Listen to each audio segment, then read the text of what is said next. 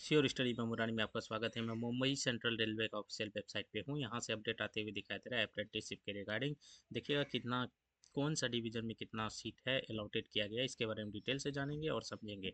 जो चैनल पे न्यू है लाइक शेयर एंड सब्सक्राइब कर लीजिएगा, बेल आइकन को जरूर प्रेस कर लीजिएगा ताकि हर तरह का नोटिफिकेशन आपको मोबाइल पे मिलता रहे। वीडियो को पूरा देखिएगा तो ही समझ में आएगा।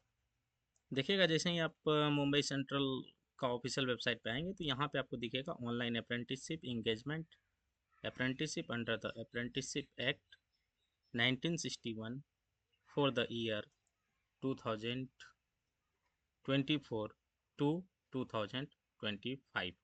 तो यहाँ पे देखेंगे तो ये चीज़ है।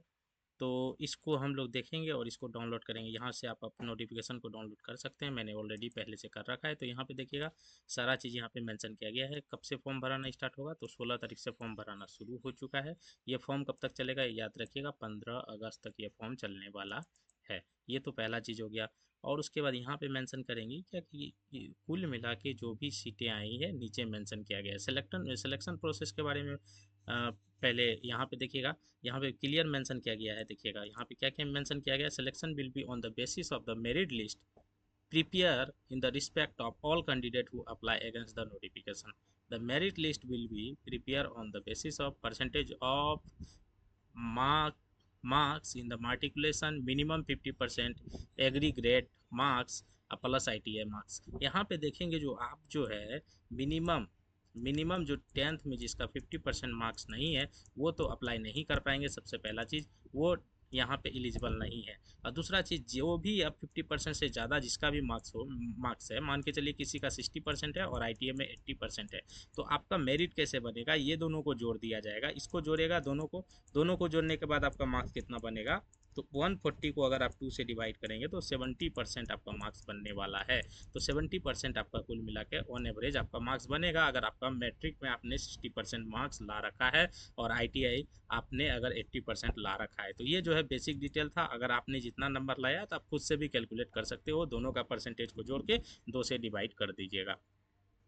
उसके अलावा NCVT या SCVT किसी से हैं तो आप एलिजिबल हैं, कोई दिक्कत का बात नहीं। यहाँ पे देखेंगे कुल मिला के अलग अलग यूनिट दिया गया है। अगर आप मुंबई से अप्लाई करते हैं तो मुंबई में इतने सारे आपको यूनिट मिलेंगे, इसमें से कहीं आपको अप्रेंटिसशिप करना है। उसके अलावा अगर भुसावल से करते हैं तो भुसावल में कुल मिला के दिए गए हैं, ये भी देख लीजिएगा। पुणे से करते हैं तो ये दिया गया, नागपुर, यानी ये जो है आपका ये जो है इसमें से आप कोई एक सेलेक्ट कर सकते हैं। या मुंबई सेलेक्ट करिएगा या भुसावल करिएगा या पुणे या नागपुर या सोलापुर।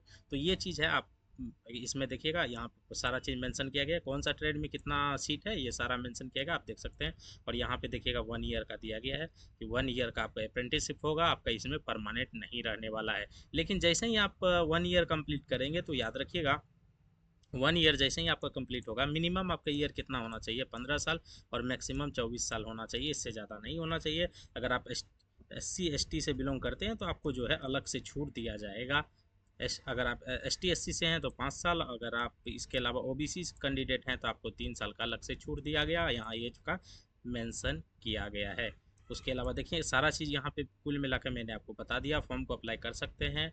फॉर्म आपको मिनिमम ST SC हैं, फीमेल कैंडिडेट हैं तो आपको जो है कि कोई फ़ी नहीं देना है। उसके अलावा जो है OBC UR EWS से अगर आप बिलोंग करते हैं तो आपको 100 रुपये देना पड़ेगा। लगभग में आपको जो है कितने मिलने वाले हैं, 7,000 के आसपास आपको पर ईयर मिलने वाले हैं स्टाइपेंड। इस चीज़ को ध्यान दीजिएगा। ये भी सारा चीज़ मैंने आपको ओवरऑल बता दिया है। अब यहाँ पे एक चीज़ है कि अगर आपका अप्रेंटिसशिप क्लियर हो जाता है तो आप रेलवे ग्रुप डी के लिए एलिजिबल हो जाएंगे। ग्रुप डी को लेवल 1 कहा जाता है। लेवल 1 के लिए आप एलिजिबल हो जाएंगे। लेवल 1 में अलग से सीट आती है 20% के आसपास, आप सभी को पता होगा। उसमें से जो है 1/3 पर जो है मार्क्स आपको जुटेगा अप्रेंटिसशिप का, और 2/3 जो आप मार्क्स लाएंगे एग्ज़ाम में वो जुटेगा और आपको फिजिकल नहीं देना पड़ेगा। ये सबसे प्लस पॉइंट है। जो अगर आप अप्रेंटिसशिप करते हैं रेलवे से तो आपको ग्रुप लेवल 1 में सिलेक्शन होने के बाद आपको फिजिकल नहीं देना पड़ेगा। वीडियो कैसा लगा कमेंट करके ज़रूर बताइएगा। Bye bye, take care, have a nice day, Jai Hind.